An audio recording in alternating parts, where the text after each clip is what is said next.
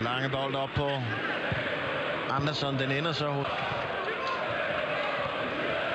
Ja, men det gælder også den positive bare gå i den anden side her, erfaring fra Bundesligaen. Altså, de har god erfaring. Rigtig mange af spillerne. Kun 2 aserbajdsjanere.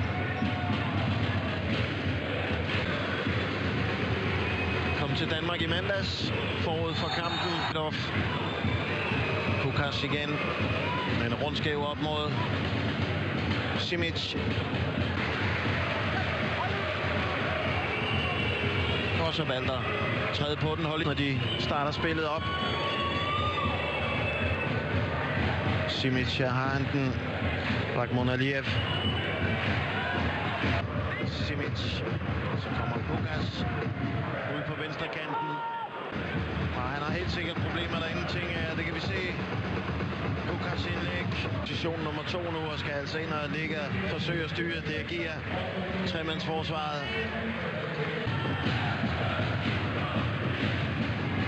Simic igen.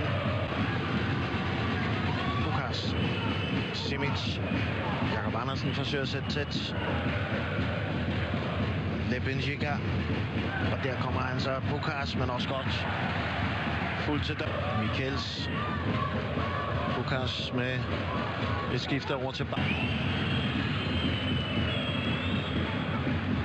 Og så Simic har lagt sig ind centralt. Pukas, der ligger højt til venstre.